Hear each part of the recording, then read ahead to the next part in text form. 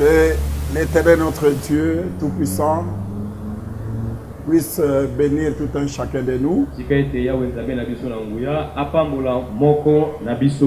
Et je déclare encore que la paix du Seigneur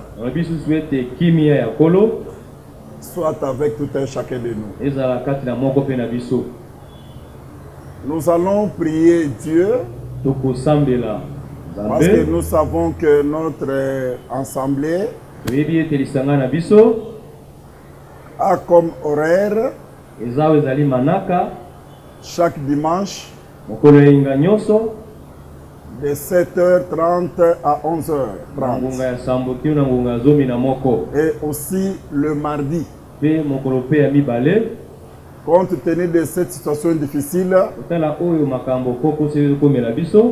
nous avons décidé de surprendre l'ennemi qui est le diable. Qu'il soit surpris et qu'il soit vraiment déçu. Parce que nous avons compris que l'objectif du diable, c'est nous empêcher de prier ou d'écouter la parole du Seigneur. Parce que c'est le plus grand secret qui peut nous rendre faibles et qu'il ait la brèche,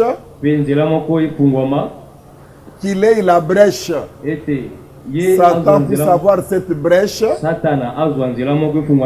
profiter de la brèche, entrer et nous faire du mal. Le Seigneur nous a donné l'intelligence, il nous a donné la sagesse. Nous pouvons le surprendre. Nous bénissons l'Éternel notre Dieu. Rendons-lui d'abord grâce. Nous allons prier parce que il nous a accordé, il nous a donné le souffle de vie aujourd'hui. Prions au nom de Jésus. Notre Dieu, notre Père, merci pour cette grâce. Merci pour cette faveur que tu nous as donné, Seigneur. Beaucoup n'en ont pas eu, oh Dieu. Mais pour nous, c'est une faveur. Alors nous pouvons que dire merci. Tu m'as donné l'énergie pour prier, pour écouter la parole, pour être béni. La Bible déclare, il est agréable, il est doux pour le frère de demeurer ensemble. Oui, Seigneur Jésus, je te suis très reconnaissant. C'est pourquoi je te bénis. Je te glorifie au nom de Jésus-Christ. Nous allons prier. Tu as prié pour toi. Tu viens de bénir l'Éternel parce qu'il t'a protégé, il t'a gardé. Nous voulons te dire, ce Dieu n'a pas gardé seulement ta famille, non seulement toi, il a gardé aussi d'autres saints partout où ils sont. Nous allons les louer, bénir Dieu d'avoir gardé aussi d'autres bien-aimés. Prions au nom de Jésus. Seigneur notre Dieu, nous te sommes très reconnaissants parce que je crois et je suis sûr et certain, tu as protégé toutes les sœurs et tous les frères de cette assemblée de l'université 83. Et je crois aussi, Seigneur, tu as protégé tous les bien-aimés dans toutes les assemblées des saints. Parce que quand l'apôtre Paul parlait, il a dit, je m'adresse à toutes les assemblées des saints. C'est ça notre maison, Seigneur. Le fait que tu les as tous protégés, je te loue pour cela. Tu mérites l'honneur, la louange et les actions de grâce. Sois béni, mon Dieu. Je suis ravi. Je suis très content, Seigneur, parce que tu as protégé mes frères et tu as protégé mes soeurs. Nous allons encore prier Dieu. Nous allons lui demander que pendant ce temps, Seigneur, l'ennemi prépare des choses contre des frères, contre des sœurs, dans leur maison, ceux qui sont au travail, ceux qui sont sortis pour les courses. Le diable prépare des choses, des accidents contre eux. Nous allons prier que la Bible dit: toute arme forgée contre vous sera nulle et sans effet. Prions au nom de Jésus.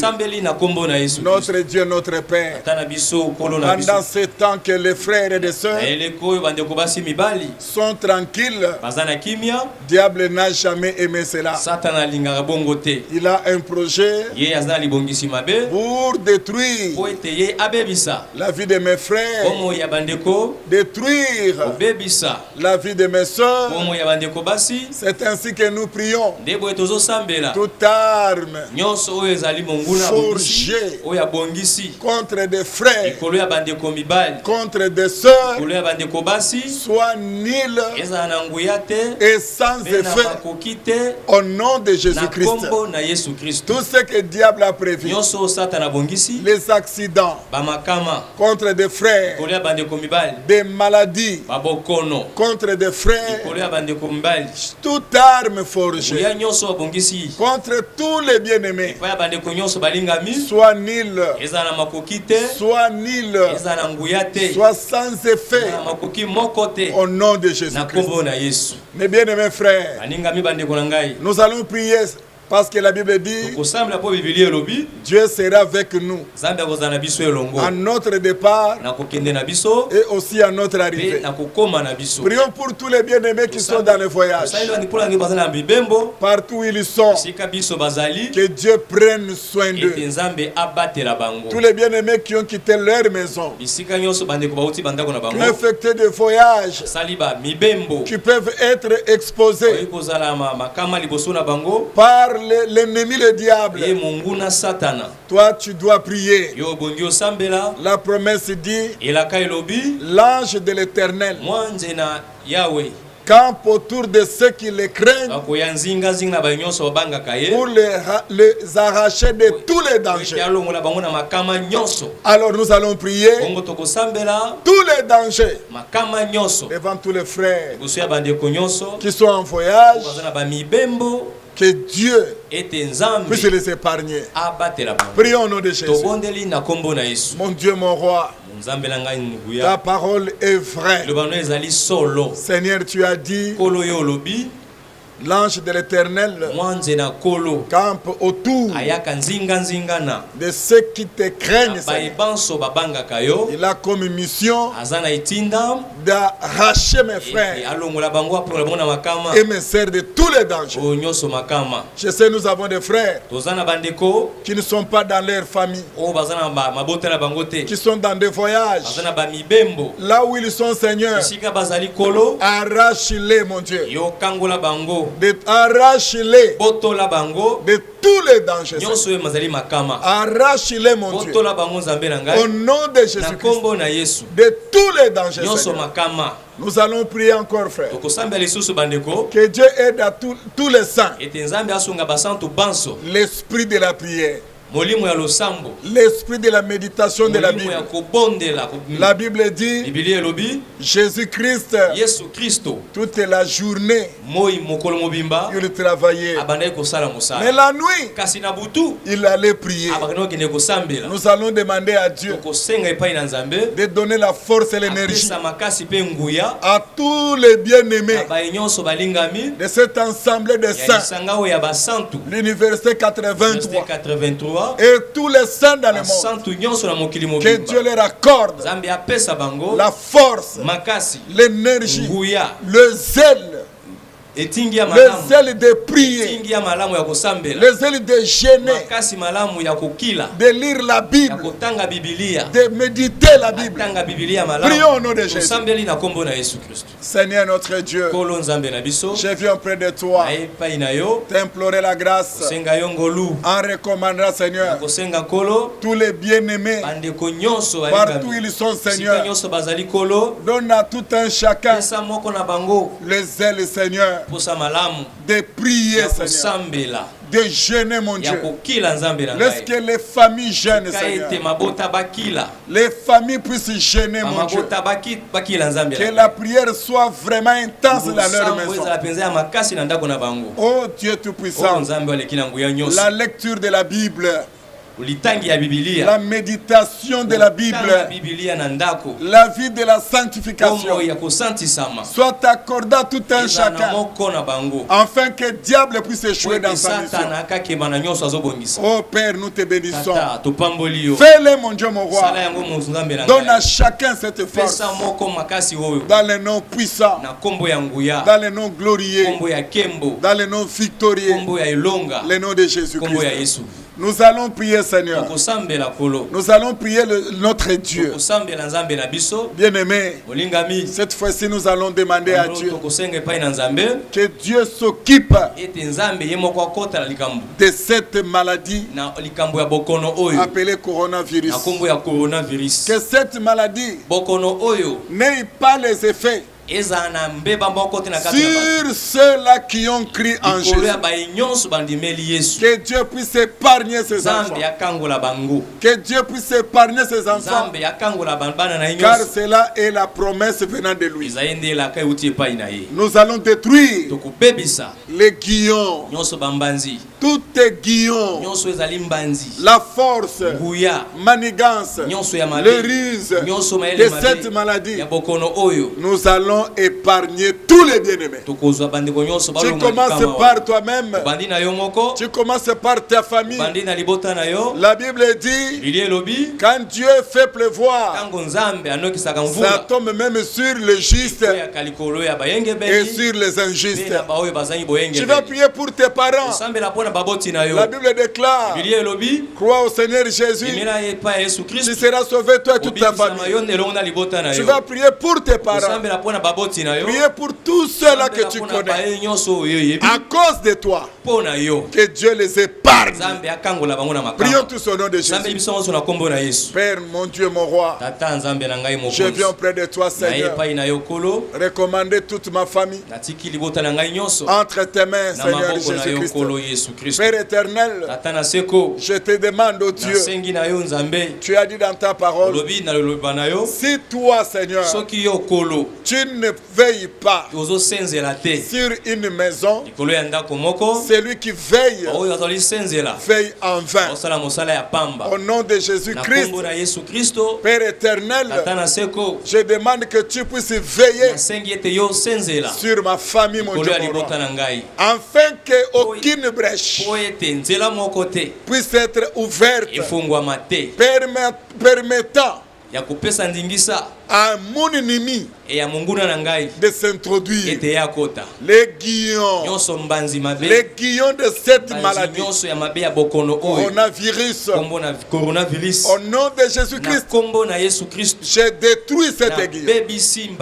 Que cette maladie s'éloigne de ma famille, s'éloigne de mes parents, s'éloigne de toute personne qui est de ma famille. Au nom de Jésus-Christ. Au nom de Jésus-Christ. Nous allons maintenant prier, mes bien-aimés. Aussi comme tu as prié pour ta propre famille. Priez pour la famille. Les familles plutôt. De tous les saints. Tous les bien-aimés frères. qui ont crié à la parole, qui ont accepté cette parole. Nous allons prier pour eux, pour leur famille, que cette maladie s'éloigne d'eux. Prions au nom de Jésus. Nous prions, Seigneur, au nom de Jésus-Christ. Mon Dieu, mon roi, je viens auprès de toi, prier pour les familles de tous ceux qui ont crié en toi, tous ceux qui t'ont accepté, Seigneur. Je prie pour eux, Seigneur. Bénis leur famille. Épargnez leur famille, Seigneur, de cette maladie. Que les guillons de cette maladie soient détruits au nom de Jésus. Mais ne touche pas, Seigneur, les membres des familles de tous les saints, Seigneur. Dieu, je crois que le nom de Jésus est capable de faire tout ce que nous demandons. Nous allons maintenant prier. Louer l'Éternel notre Dieu. Nous allons louer l'Éternel notre Dieu.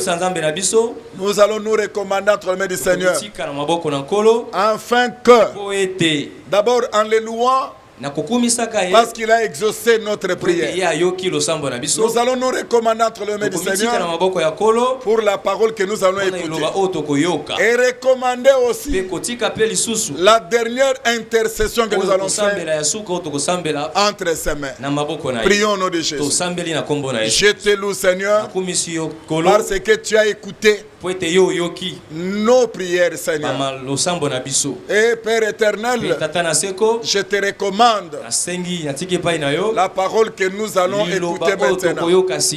Que le Saint-Esprit puisse nous parler, Seigneur. Et que le Saint-Esprit apporte la délivrance, quelle qu'en soit la distance, Seigneur. Que le Saint-Esprit puisse éclairer les Écritures pour tout un chacun de nous. Dieu, nous recommandons aussi la prière qui sera la dernière, qui pourra nous introduire à clôturer ce culte d'aujourd'hui entre tes mains aussi. Que tu sois le guide dans le nom puissant, glorieux, victorieux de Jésus-Christ. Amen. Que Dieu vous bénisse.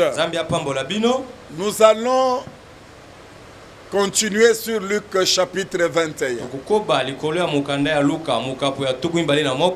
Et concernant cette continuité, je veux que je sois vraiment compris partout dans le monde.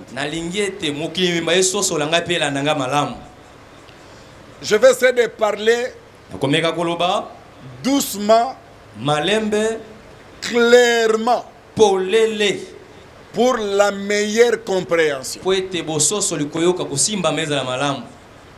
Vous savez que la Bible, comme je l'ai toujours dit, a été dictée par le Seigneur. C'est une autre façon de parler. Mais quand Paul parle dans le livre de Timothée, écoute ce qu'il dit. Toute écriture a été inspirée de Dieu. Avant d'introduire notre sujet, je vais rassurer à tout le monde qu'il n'y a aucun livre qui est comparable à la Bible. La Bible est la seule parole de Dieu écrite. Je l'ai toujours dit et je le répète. Chaque écriture de la Bible est sacrée. Chaque écriture de la Bible est sacrée. Parce que tu peux seulement prendre cette écriture tellement qu'elle est sacrée, tu l'appliques sur les problèmes que tu as, tu l'appliques sur ta situation, sans même qu'un prédicateur y soit, en croyant seulement en elle et en mettant seulement cette écriture en pratique, tu as les résultats. C'est pourquoi je confirme que cette Bible et toute écriture qui est écrite est le sacré. Alors nous allons parler dans la Bible. Avant tout, je prends un passage. Le livre que je prends, nous allons prendre Luc chapitre 24. Je sais que nous allons atterrir. Nous aurons atterrir sur Luc 21. Mais prenons d'abord Luc chapitre 24. Je demande à tous les bien-aimés d'être beaucoup attentifs. Même vous, chez vous dans la maison. Prenez aussi vos Bibles et tout faire pour être attentif. Il faut tout faire pour bien me saisir. Luc 24, je prends le verset 25. Luc 24, verset 25. Alors Jésus leur dit: ô homme sans intelligence, et dont le cœur est lent à croire tout ce qu'ont dit les prophètes. Le verset 25. Je reprends le verset 25. Alors Jésus leur dit: ô homme sans intelligence, et dont le cœur est lent à croire tout ce qu'ont dit les prophètes.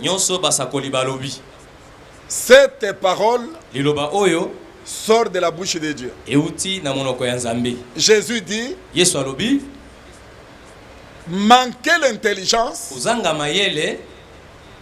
ne vous aide pas à croire ce que les prophètes ont dit. Le passage est trop clair. Jésus est en train de reprocher à ces gens. Qui sont-ils, ces gens? Et quel a été leur discours pour que Jésus arrive à reprocher ces gens? Je préfère relire le même verset, mais j'aurais à prendre 2 ou 3 versets dans le même chapitre là. Tout ça c'est pour la meilleure compréhension. Écoutez d'abord les discours de ces gens. Qui sont-ils? Nous sommes dans le verset 16. D'ailleurs, pour la meilleure compréhension, je prends le verset 13. Et voici ce même jour, des disciples allaient à un village nommé Emmaüs, éloigné de Jérusalem de 60 stades. Qui sont-ils ces gens? La Bible répond que c'était des disciples. Donc des disciples que la Bible reconnaît. Ça c'est la première chose. Deuxième chose, c'est des disciples avaient un discours. C'est quoi les discours? Nous sommes dans le verset 14. Il s'entretenait de tout ce qui s'est passé. Pendant qu'il parlait et discutait, Jésus s'approcha. Jésus s'approcha de ses disciples. Les deux disciples qui parlaient, et Jésus s'approcha pour faire route ensemble avec eux. Mais dans le verset 16, mais leurs yeux étaient empêchés de les reconnaître.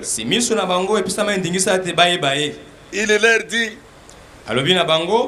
de quoi vous vous entretenez en marchant pour que vous soyez tous tristes? L'un d'eux nommé Cléopas lui répondit, es-tu le seul qui séjournait à Jérusalem, ne sachant pas ce qui est arrivé ce jour-ci? Remarquez, frère, ces disciples, ce n'étaient pas les disciples de Satan.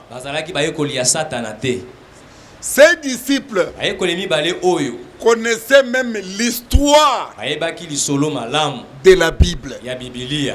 Ces disciples parlaient aussi des écritures des prophètes. Quand vous aurez le temps, allez lire Luc chapitre 24. Vous comprendrez que quand ces disciples parlaient, ils ont dit, c'est Jésus qu'Israël espérait. À son arrivée, c'est lui qui avait reçu la mission de délivrer Israël.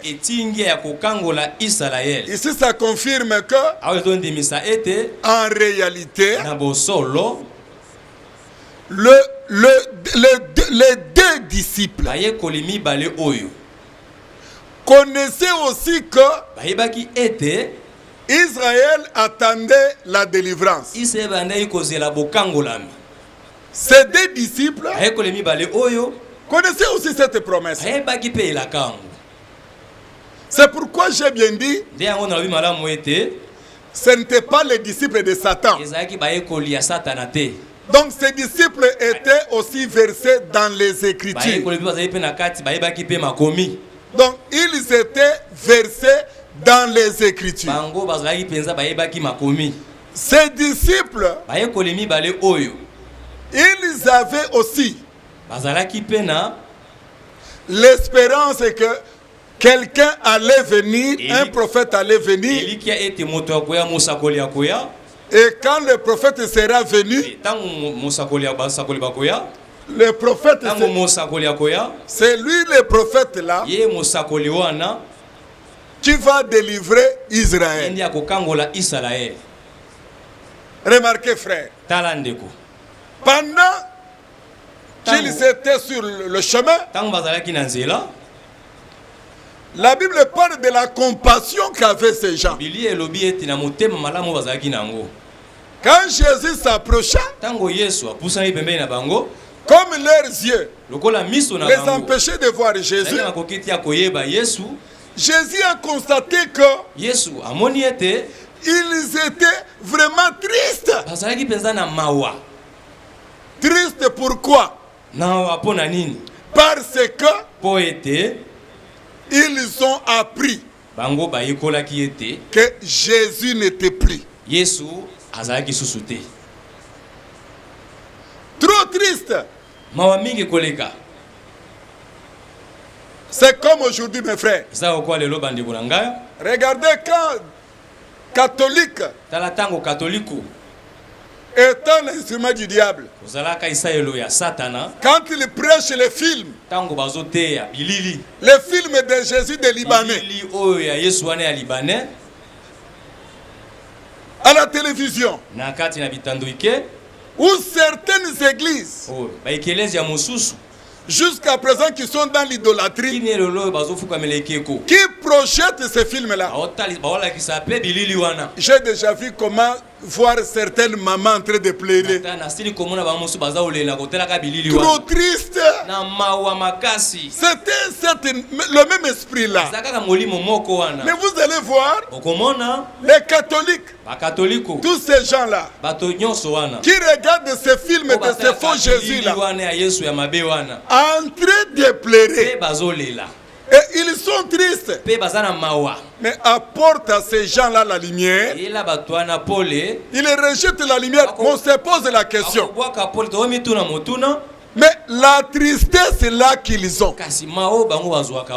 Vient d'où? C'est motivé par quoi? Regardez quand Jésus trouve ces gens tristes, il va leur reprocher.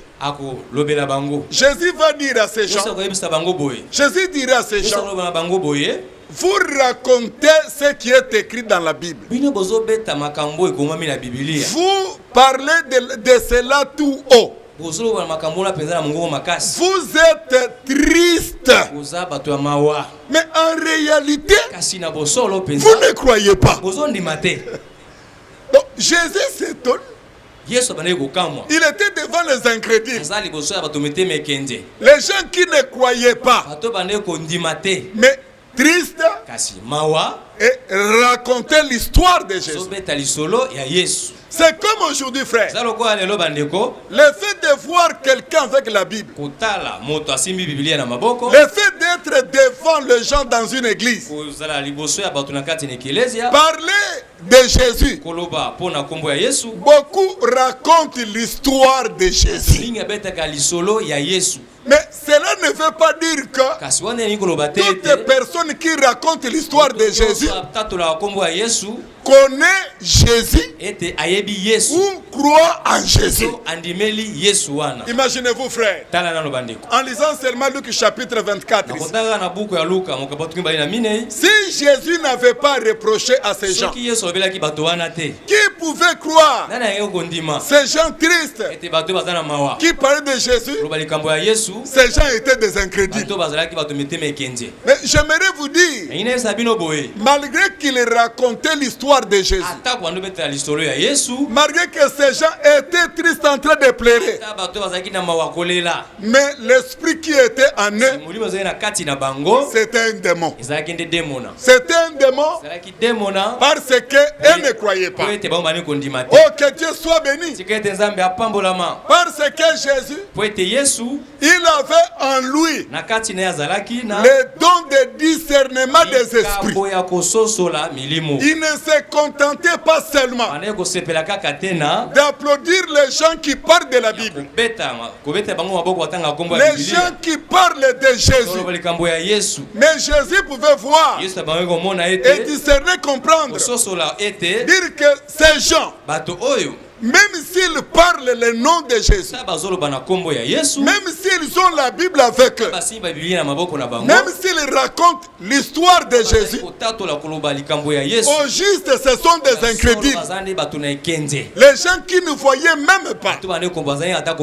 Parce que Jésus pouvait voir dans le cœur des gens. Ainsi il leur a dit, mais oh, homme sans intelligence. J'aimerais vous dire que l'intelligence, ce n'est pas ce que les gens pensent.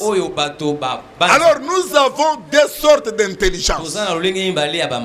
Nous avons l'intelligence que Dieu donne, qui vous facilite à croire dans tout ce que la Bible dit. Et nous avons aussi une autre intelligence qui vous aveugle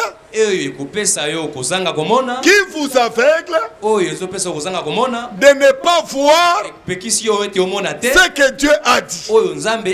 Parce que la Bible a été écrite par les prophètes. Je suis très content de vous en parler aujourd'hui. La Bible a été écrite par les prophètes. Raison pour laquelle, quand Jésus-Christ est venu, la première des choses, il ne pouvait pas contredire les prophètes. Car Jésus en venant, il ne pouvait pas être sur la terre sans que les prophètes annonce son arrivée. Nous voulons dire aux gens que quand vous lisez par exemple le prophète Ésaïe, la Bible déclare qu'Ésaïe qui dit l'enfant nous est né. Quand Ésaïe prophétisait là, Marie n'avait pas encore mis Jésus au monde.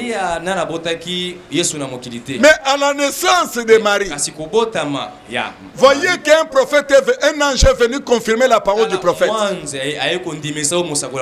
que le même prophète Ésaïe, quand vous lisez toujours dans le livre d'Ésaïe, Ésaïe le prophète dira, on lui donnera le nom d'Emmanuel. Donc, et puis, quand il dit on lui donnera le nom d'Emmanuel, à la naissance de Jésus, un ange viendra. Ça, c'est dans Matthieu chapitre 1. Mais l'ange dira, Emmanuel veut dire Dieu parmi les hommes. Donc, avant que Jésus vienne, là, j'ai béni l'Éternel. Il est fidèle à sa parole. Dans la définition d'un prophète, nous avons parlé de ça la fois passée. Un prophète, ce n'est pas celui que nous voyons, c'est soi-disant prophète que nous voyons aujourd'hui. Vous allez voir quelqu'un qui vient vous dire, je suis un prophète, donnez ceci, cela. Il arrivera ça, ta mère, ton père, tes parents. Et puis, ils prétendent être des prophètes des nations. Non, je ne parle pas de tous ces aventuriers-là. Mais je donne la définition de véritable prophète. Le prophète est celui qui annonce les choses à venir. Non seulement il annonce, mais il amène les gens auprès de ces véritables dieux. Alors je crois qu'Ésaïe est un prophète parce qu'il avait déjà annoncé l'arrivée de Jésus. C'est ainsi quand Jésus est venu, il ne pouvait que confirmer les prophètes. Il a dit, vous les gens qui racontent l'histoire de Dieu, vous racontez l'histoire de Dieu, vous parlez de la Bible dans vos synagogues, dans les rues, vous parlez de Jésus, mais en réalité vous ne croyez même pas. Moi souvent ça m'étonne. Les catholiques sont des spécialistes en matière de projeter les films de Jésus. Ça les rend même tristes. Mais quand tu vois un catholique, tu lui dis, jette ce chapelet. Ce n'est pas la Bible. Un cœur endurci. Il garde ses chapelets, mais il est triste soi-disant de Jésus. Jésus, c'est la parole. Comment vous pouvez être triste soi-disant? Vous pleurez la mort de Jésus. Mais Jésus vous dit, c'est lui qui doit pleurer de ma mort, doit abandonner les chapelets. Vous restez accrochés au chapelet malgré les noms de Jésus qui sont dans vos bouches. Vous êtes des incrédules. Alors j'aimerais dire ceci encore une fois. de Genèse Apocalypse, en lisant ma Bible, il est écrit ceci dans le livre d'Ecclésiaste: ce qui a été, c'est ce qui est et c'est ce qui sera. En réalité, le monde est un cercle vicieux. Donc, et la Bible nous dit, si on vous apprend ce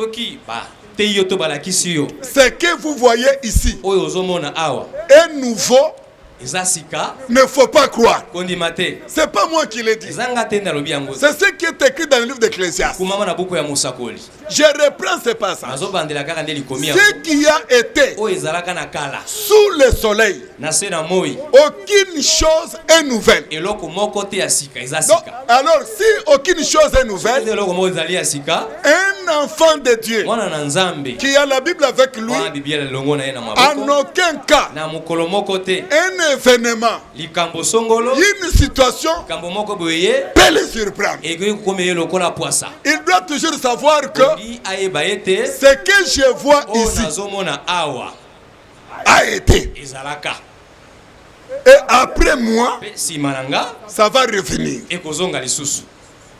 Ainsi, ça confirme notre passage concernant le prophète en disant ceci: une chose ne peut jamais arriver sans que l'Éternel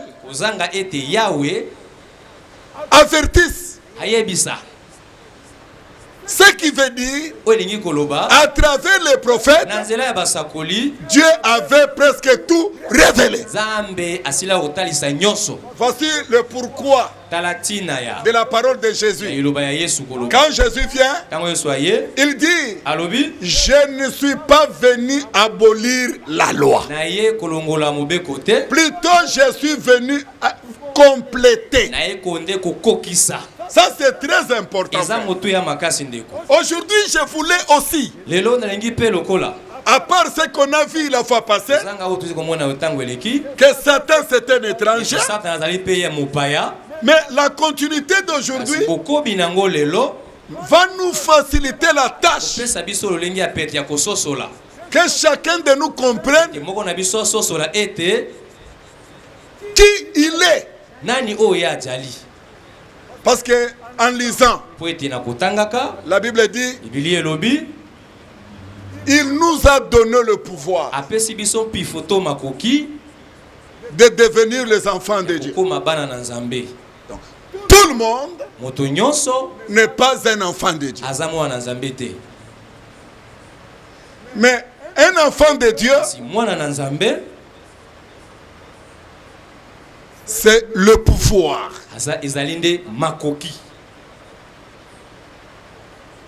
J'aimerais te montrer aujourd'hui qui es-tu et ta place dans le monde. Qui es-tu, frère?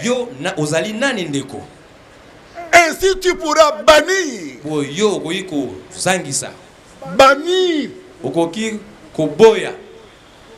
la peur, la crainte. Devant toi, Satan est un étranger, n'est rien. Satan est sa gibecière.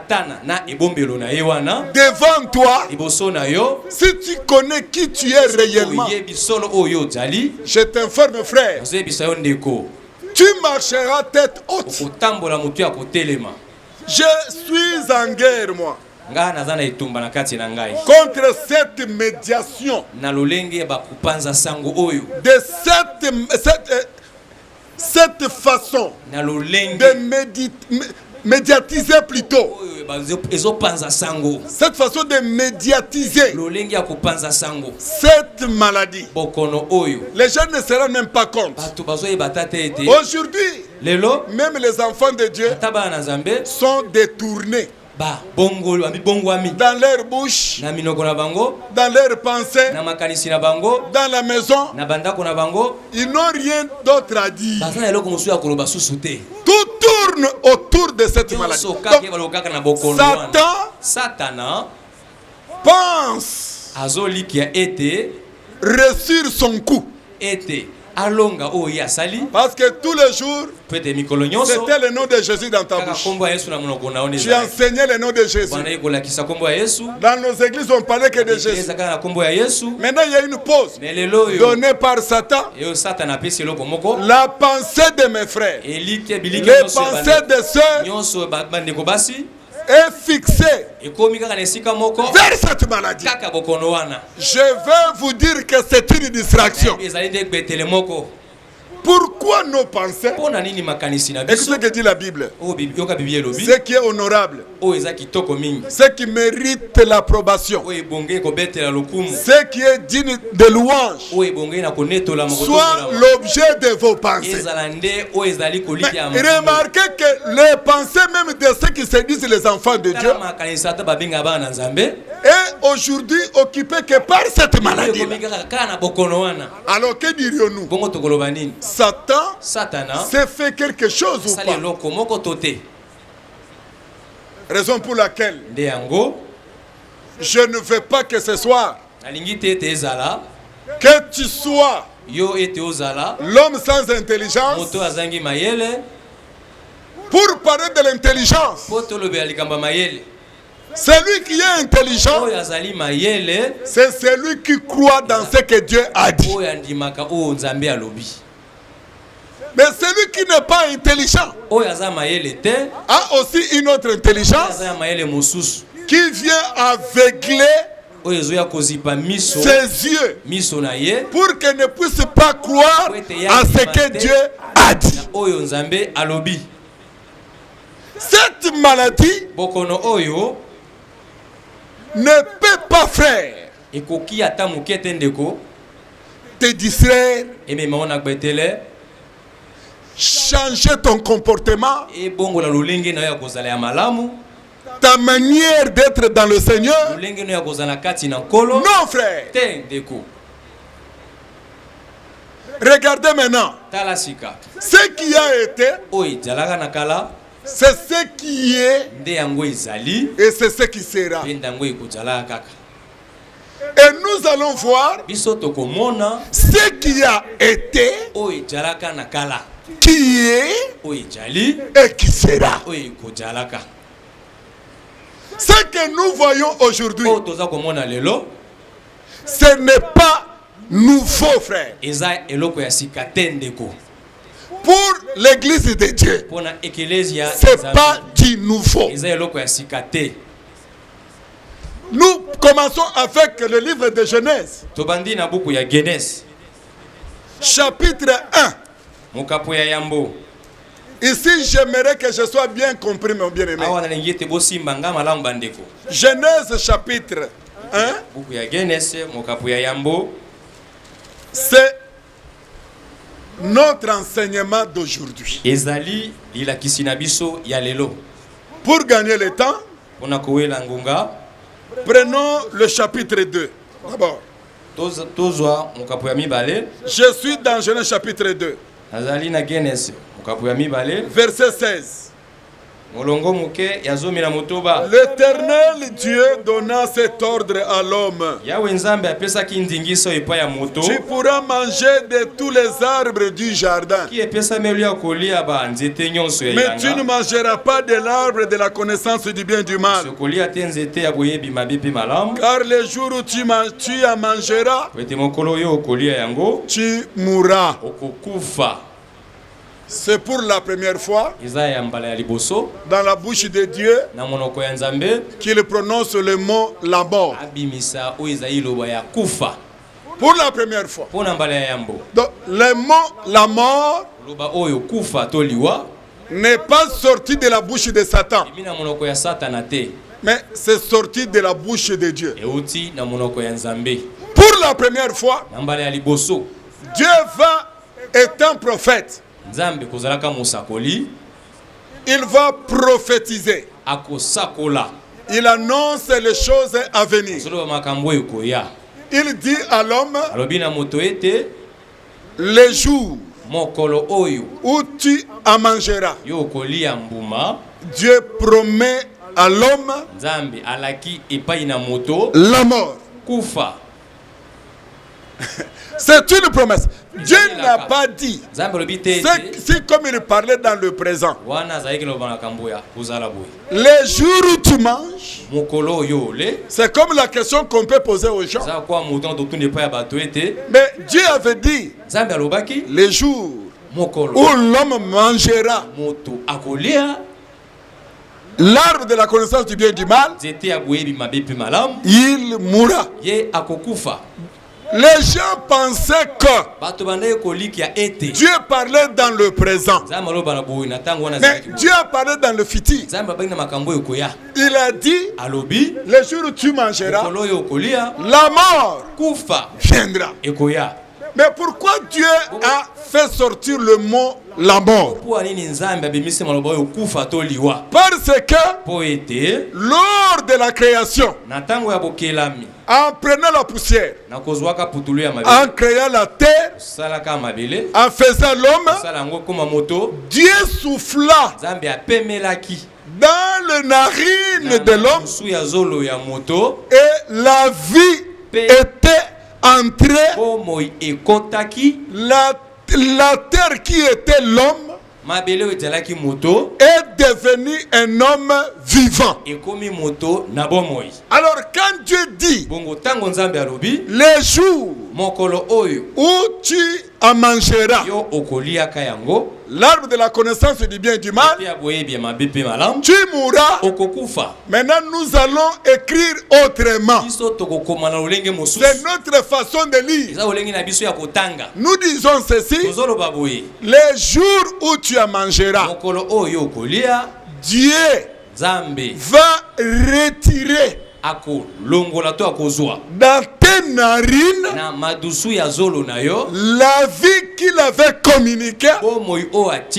Et quand on retire ce souffle de vie, tu ne restes qu'une terre simple. Et c'est ce qu'on appelle la mort. C'est-à-dire un corps sans vie. Un corps sans vie. Et quand Dieu a donné la vie, retenez bien, Dieu, avant d'abord de créer l'homme, il a mis à la disposition de l'homme le nécessaire, tout le nécessaire. Et ça c'est très important. Après il va donner la vie à une terre que nous avons appelée l'homme. Cette vie-là qu'on a donnée à la terre appelée l'homme a vécu, a tout vu. Non seulement qu'il a vécu, Dieu va donner à cet homme le bien qui était dans le jardin d'Éden, qui était sur la terre, pour que l'homme gère cela.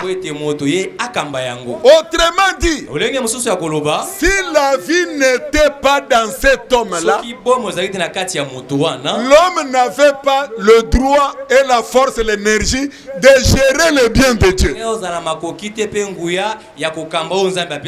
Donc la mort c'est quoi? La mort, c'est le contraire de la vie.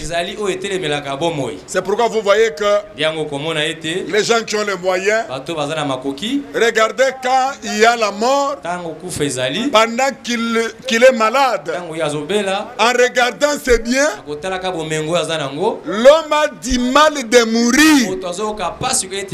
Son problème c'est regretter ses biens. Alors j'aimerais vous dire, Dieu a dit dans le futur, ces jours-là, la mort aura ce qu'on appelle la force. Donc pendant que l'homme n'avait pas encore mangé l'arbre de la connaissance du bien et du mal, la mort n'avait pas la force. Donc la mort n'avait pas son aiguillon.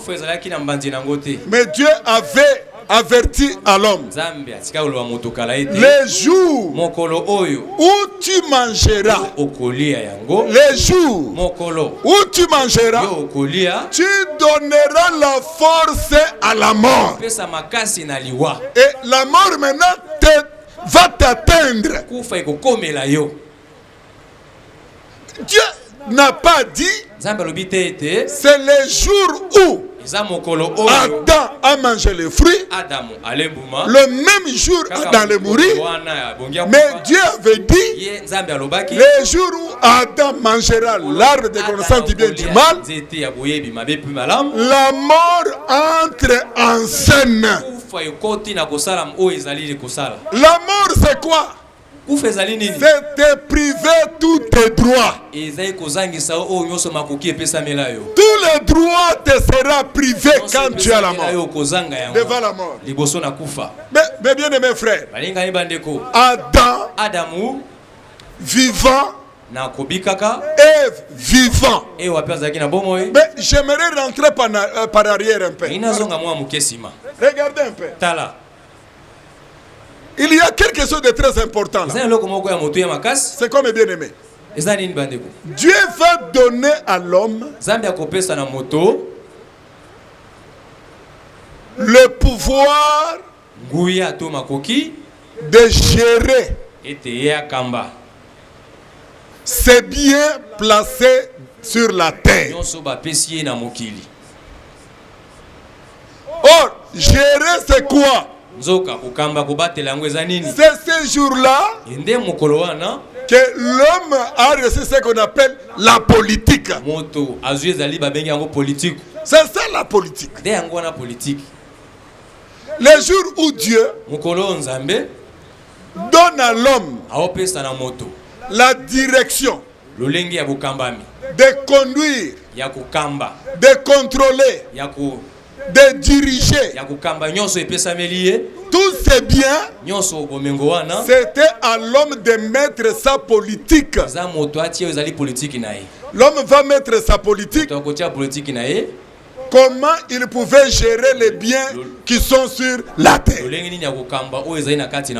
Donc l'homme doit mettre sa politique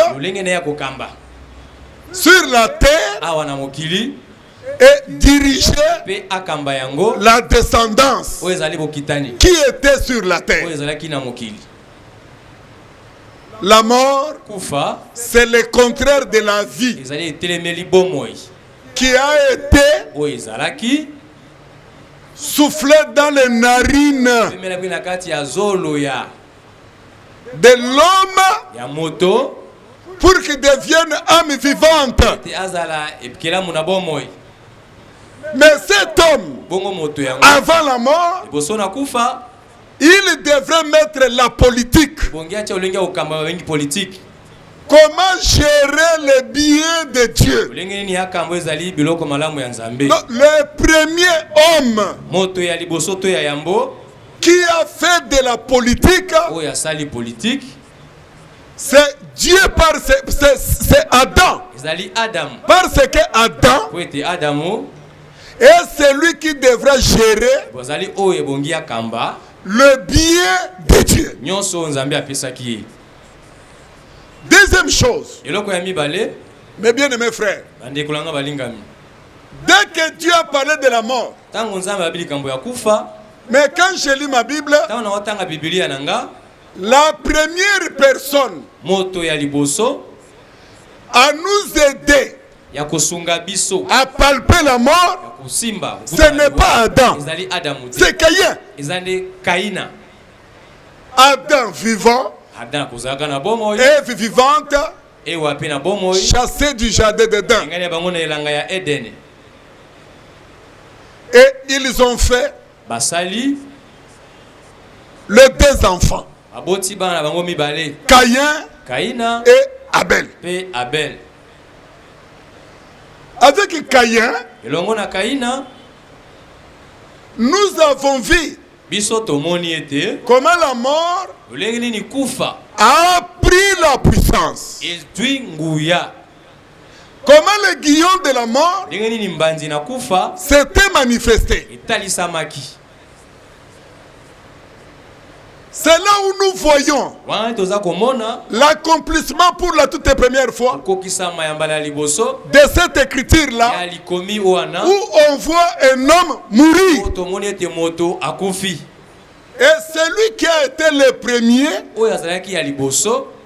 a tué, a manifesté la mort. La mort a pris son aiguillon pour la toute première fois avec Caïn. Donc avec Caïn, on a vu la mort. La mort a fait quoi? Quand Caïn tue Abel,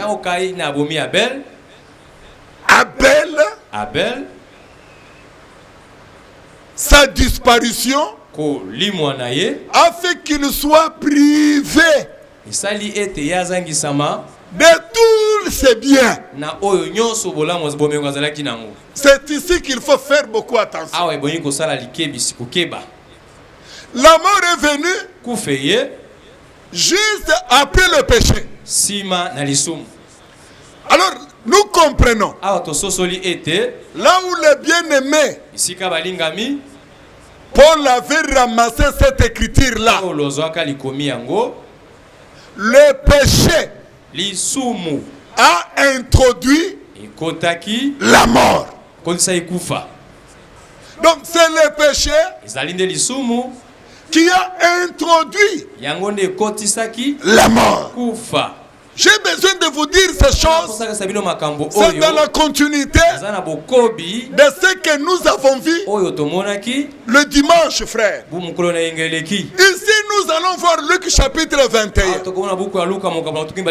Parce que des fois, on est surpris d'entendre, on est surpris d'entendre, on est surpris d'entendre certaines prédications, certaines déclarations où je me pose des questions. Ces gens viennent tout droit de l'enfer des cimetières, où ils viennent de Dieu. Ici, frère, quand l'homme va manger les fruits, il mange l'arbre de la connaissance du bien et du mal.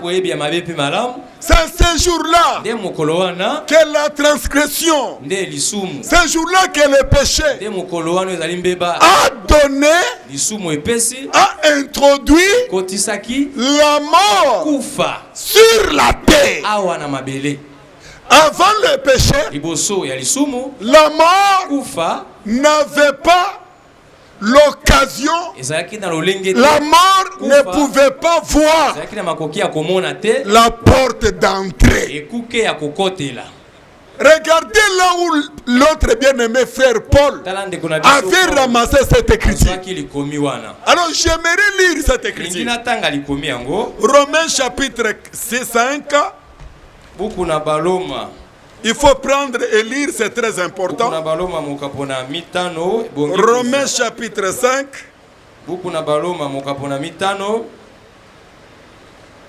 Je commence à partir du verset 12. Romains chapitre 14. À partir du verset 12. C'est pourquoi, comme par un seul homme, le péché est entré dans le monde.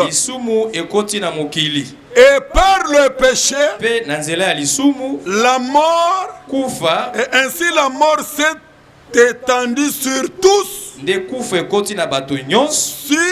tous les hommes, parce que tous ont péché. Donc, vous voyez là où l'apôtre Paul avait ramassé cette écriture. C'est le péché qui a ouvert la porte pour que la mort entre dans le monde. Mais remarquez, frère, qui a mené le péché? Je veux que les gens me suivent très bien. Qui a amené le péché? On nous dit que c'est par le péché que la mort s'est introduite dans le monde. Maintenant, il faut saisir. Alors, qui a amené le péché? La Bible nous révèle que c'est Satan le serpent qui a amené le péché. En amenant le péché dans la gibecière de Satan, quand il amène le péché, l'homme pêche automatiquement. Dans la gibecière de Satan, il y avait ce qu'on appelle la mort. Or, quand l'homme pêche, en péchant directement, l'homme a été écarté de la gestion. Écarté de la gestion. Il a été écarté de la gestion. Et sa politique a été mise à côté. Parce que, avant le péché, la politique de la terre, l'économie de la terre, donc l'industrie de la terre, c'était dirigé par Adam, l'homme avant le péché. Adam pécha. Quand l'homme pêche, automatiquement, on lui ravit la gestion. Il n'avait plus la gestion. C'est ce qui a fait que Satan prend pour un temps la terre, et il doit gérer la terre selon sa politique.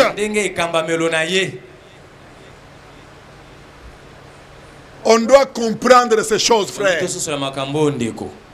Mais j'explique bien. Pour parler de la mort, il faut parler du péché. La mort est toujours derrière le péché. La mort a comme la tête la clé, c'est le péché. C'était pour aussi expliquer, frère, comment cette même personne, le serpent, dans Luc chapitre 4, alors, s'amène auprès de Jésus. Il dit à Jésus, cette terre, autrement dit, les jours où j'ai mené le péché, et l'homme avait reçu le péché, la terre m'a été donnée. Mais j'ai quelque chose à dire là-dedans. Vous allez comprendre que depuis le péché d'Adam, depuis ce jour-là, Satan, le maître de la mort, c'est lui qui doit priver à Adam tout ce qu'il avait, prend le contrôle de la terre.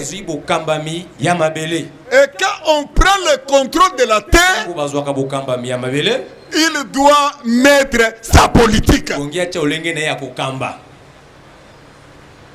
Vous devez savoir, frère, quand la Bible dit cette terre, le roi de cette terre ici, c'est Satan Tu dois être capable d'expliquer quand est-ce que Satan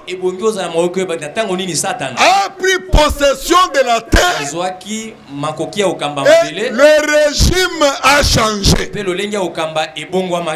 doit maintenant gérer la terre selon lui, le gérant de la terre. Il doit mettre sa politique. Il doit mettre sa politique. Maintenant, prenons les versets. Juste pendant le péché, Dieu viendra voir Adam, il voit la femme, il voit aussi le serpent.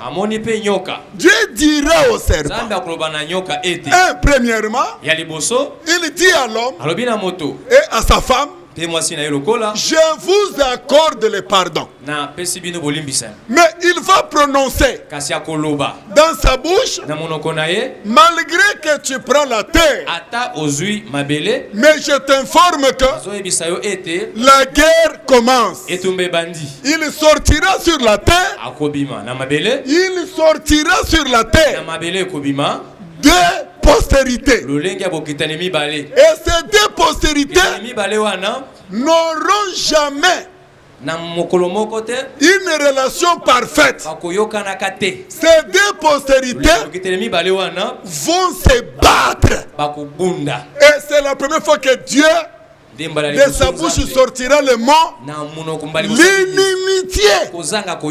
Ce jour-là, le Seigneur dira au serpent, tu as pris le contrôle de la terre, mais je t'informe que dans ces contrôles, il y aura une postérité qui restera en inimitié avec ta postérité. Ce qui veut dire, quand Satan va gérer, non seulement il a une armée céleste, mais Satan aura aussi une descendance des humains qui appartient à Satan et qui vont se battre avec l'autre descendance. Quand vous lisez dans Genèse 3:15 là, l'Éternel appelle la descendance autre que celle de Satan. Il dit la descendance de la femme. La descendance de la femme. Donc une descendance de la femme allait être sur la terre, mais qui entrera dans l'opposition. Chaque fois que le pouvoir est donné,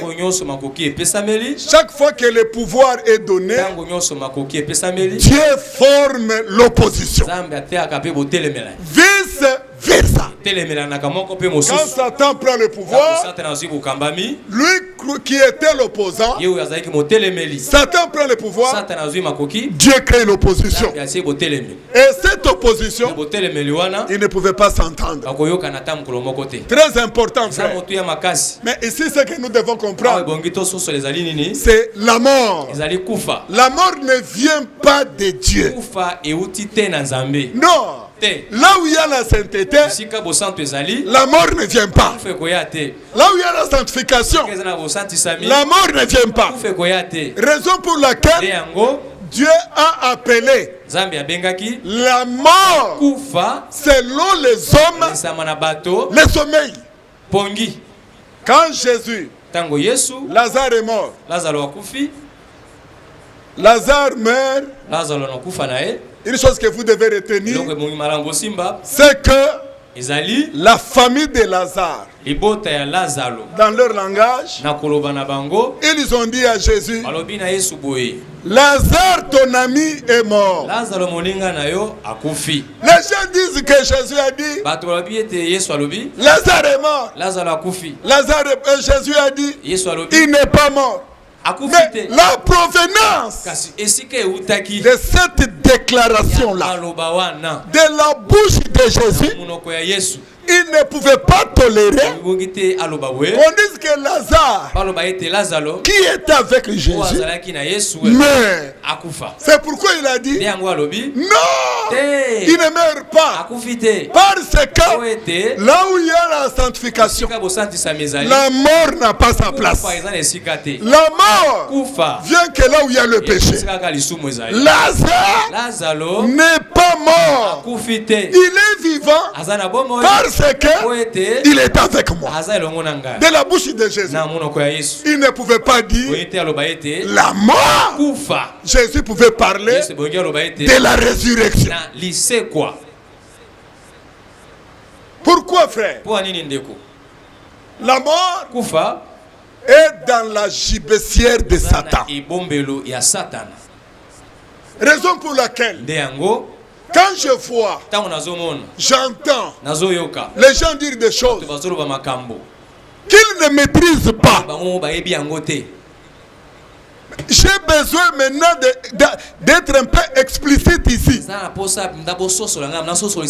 vais être explicite ici, frère. Pour tous les bien-aimés dans le Seigneur, vous devez retenir que dans la gibecière de Dieu, la mort n'a pas sa place. Mais la mort, on trouve ça dans la gibecière de Satan. Et dans la définition de la mort, c'est être privé de tout. Privé de tout.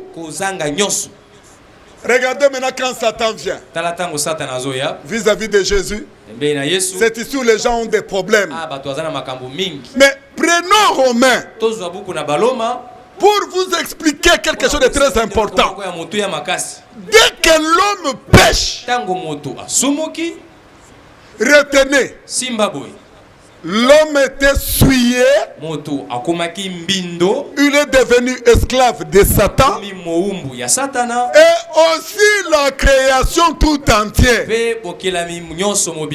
Ici, j'aimerais votre attention. On dit que la création tout entière a été soumise à la vanité. C'est ici, dans Romains chapitre 8,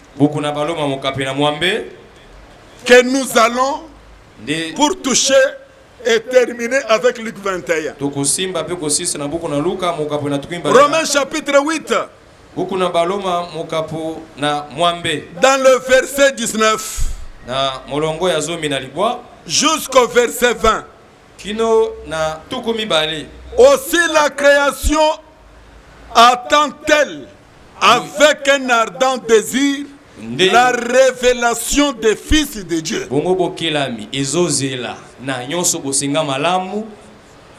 La création tout entière désire la révélation des fils de Dieu. Donc la création désire, la création en a marre. La création en a marre. Veut vraiment la révélation des fils de Dieu. Parce que la révélation des fils de Dieu, la révélation des fils de Dieu, c'est la délivrance des fils de Dieu. Une fois les fils de Dieu délivrés, la création entière automatiquement est aussi délivrée. Donc, la création a besoin de voir la délivrance des fils de Dieu, afin qu'elle aussi, la création, soit délivrée automatiquement. Le dernier verset. Car la création a été soumise à la vanité. La création a été soumise à la vanité. Non de son gré, mais à cause de celui qui l'y a soumise. Je veux que les frères puissent me lire trop bien. En évitant toute distraction. Reprends, je reprends. Car la création a été soumise à la vanité. Non de son gré, mais à cause de celui qui l'y a soumise. Donc la création tout entière, dès que le péché est entré dans le monde, le péché entra dans le monde. La création tout entière était aussi dans le péché. Donc, la création est morte. Il n'y a pas que les humains qui sont morts. Et la création entière. Dans les arbres que nous voyons, tout ce qui est comme la création sont souillés. C'est pourquoi j'avais dit ceci. Le rôle de Satan en apportant le péché dans le monde, en introduisant la mort, c'était pour troubler la nature et troubler tout homme. C'est ici où vous allez comprendre la place que Dieu vous place, vous. Parce que vous êtes dans le monde, le monde est troublé, le monde et la création tout entière est soumise aux vanités. Je veux que chacun de nous comprenne que le monde et la création tout entière est soumise à la vanité. Frère, il y a les gens qui prient. Il y a les gens qui viennent dans les églises. Il y en a même ceux qui prêchent. Mais qui sont des incrédules, qui ne comprennent pas encore, qui ne savent pas faire la différence entre le monde et le Fils de Dieu. Mais Dieu fait la différence. Mais j'aimerais vous dire ceci. La création tout entière est dans le péché. Mais depuis que la création est souillée, la création étant souillée, tous les hommes souillés. Oui, mes bien-aimés frères, vous devez connaître votre position.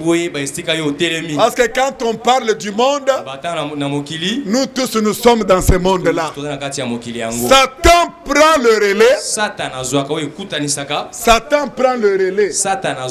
Quand il a pris le relais, Satan, quand il a pris le relais, il a pris la direction pour diriger la terre. Remarquez, frère, après le péché, Caïn est mis au monde, Abel est mis au monde. Caïn va manifester le péché. La première personne a manifesté la puissance de la mort que Satan avait introduit donc la première personne, le canal par lequel la mort a manifesté sa force, c'est Caïn. Parce que Caïn a tué son frère. Oh, Caïn a tué son frère. Caïn tue son frère par la jalousie, par la haine, par l'envie. Il fallait que je sois comme lui. C'est comme ça que Caïn va tuer son frère. Et ici, frère, Caïn qui tue son frère, Caïn mettra au monde. Caïn a mis, je prends que c'est 3 fils. Donc dans sa descendance, je prends les 3 là. Je prends le mec, je prends les enfants des mecs, je prends le mec et les 2 enfants de Lémec. Et en dehors de Lémec, en dehors de ces deux enfants, il y a un autre qu'on appelle Tubal Caïn. Tubal Caïn. Donc, ici, frère, nous avons besoin de comprendre que dans tout ce que Dieu fait, rien de nouveau. Tout ce que nous voyons aujourd'hui, nous devons savoir que ça était frère. La mort, encore une fois. La mort est l'ennemi des enfants de Dieu. J'explique. Quand Jésus est venu, j'aimerais vous dire que Jésus n'avait pas autre chose dans sa tête. Les gens parlent, Jésus est venu, Jésus a combattu. Mais aujourd'hui, j'aimerais vous dire l'objectif poursuivi par Jésus était de récupérer, de retirer à la mort l'aiguillon ou la puissance qu'il avait eu dans le jardin d'Éden. En bref, c'était ça l'objectif de Jésus. Que la mort n'ait pas la force qu'elle est. Vous voyez pourquoi chaque fois dans la Bible, Jésus disait, celui qui croit en moi vivra. Celui qui croit en moi passera de la mort à la vie. L'objectif de Jésus était seulement de récupérer l'énergie, la force qu'avait la mort. C'est pourquoi frère Paul dit, oh la mort, où est ton aiguillon? C'est-à-dire Jésus avait reçu la mission qu'il était venu faire. Mais frère, nous avons un problème aujourd'hui. Vous avez coronavirus que nous voyons aujourd'hui. Je vais vous parler de quelque chose de très important pour m'arrêter ici. Remarquez frère, on dit quoi? Comme la mort est venue avec Satan à travers le péché, la mort est entrée dans le monde. Mais nous avons un problème. Avant de parler de la mort, il faut savoir quelle politique que Satan a placé sur la terre pour diriger cette terre. Mais toi, qui es-tu? Toi là, qui es-tu? Jésus-Christ a dit, ils sont dans ce monde, mais ils ne sont pas de ce monde. Ce qui veut dire, dans le monde, il y a une catégorie de gens qui n'ont rien à voir à la soumission de vanité. Jésus-Christ dit, Père, je ne te demande pas de les ôter de ce monde, mais Père, je te demande seulement de les préserver. Ce qui veut dire, sur cette terre, dans le monde ici, il y a une catégorie de gens, il y a une nation dans ce monde qui ne se laissera pas soumise à la vanité de celui qui dirige ce monde. Et cette catégorie-là, cette nation-là sera protégée contre le mal dans toutes ses formes. Le mal, c'est quoi, frère? Le mal, ce n'est pas seulement ce que les gens appellent le péché. Quand Jésus parle du mal, si vous lisez le mal en français, vous mourrez. Quand on parle de mal, ce qui veut dire cette catégorie de gens-là qui sont sur la terre, mais qui seront préservés, Dieu les préservera contre tout ce qui est dans la gibecière de Satan. Ce que Dieu appelle mal, c'est tout ce qui est dans la gibecière de Satan. Dans la gibecière de Satan, il y a la maladie. Dans la gibecière de Satan, il y a la mort. Dans la gibecière de Satan. Mais Jésus a dit ceci: Père, j'ai pris pour eux. J'ai pris pour eux. Mais bien aimé frère, il prie pour nous. Il a prié pour nous. Il dit ceci: j'ai pris pour eux. Pour eux frères, ça veut dire ceci: tel que nous sommes avec vous ici, que le mal vienne dans le monde, que le mal vienne, fléau, maladie, toutes sortes de choses que Satan envoie. Dieu préservera ton âme. Dieu préservera ton âme. Tu dois savoir qui es-tu, frère. Frère bien-aimé, je vois les gens. J'ai suivi, frère, des prédicateurs. J'ai beaucoup de respect envers des prédicateurs qui disent qu'ils suivent la prédication de Branham.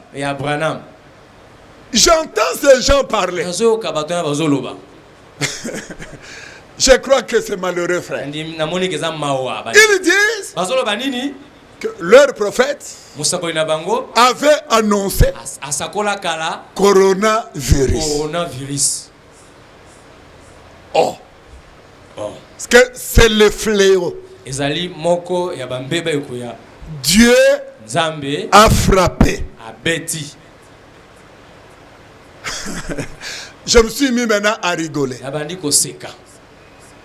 Je me suis dit, ou peut-être ces mêmes personnes-là disent que Dieu a frappé le monde. Dieu a frappé le monde. RDC, repentez-vous. Mais vous devez savoir, peut-être leur maître, prophète, Dieu, il a dit que la maladie viendra. Mais dire que c'est Dieu qui a frappé, quand Dieu frappe, frère, comme je l'ai dit la fois passée, oh, personne, je reprends, sera guéri s'il ne se répand pas et ne donne pas la gloire à l'Éternel. Dieu frappe le monde. Les Chinois sont guéris. Et les Chinois donnent gloire à leur technologie et leur faux Dieu Bouddha.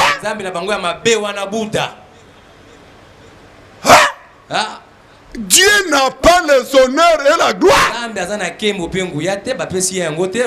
Non, frère. Quand Dieu frappe, je vous dis que vaccination ou pas, Dieu va plus loin que ça. Quand Dieu frappe, le médecin qui veut te guérir, il est frappé lui-même.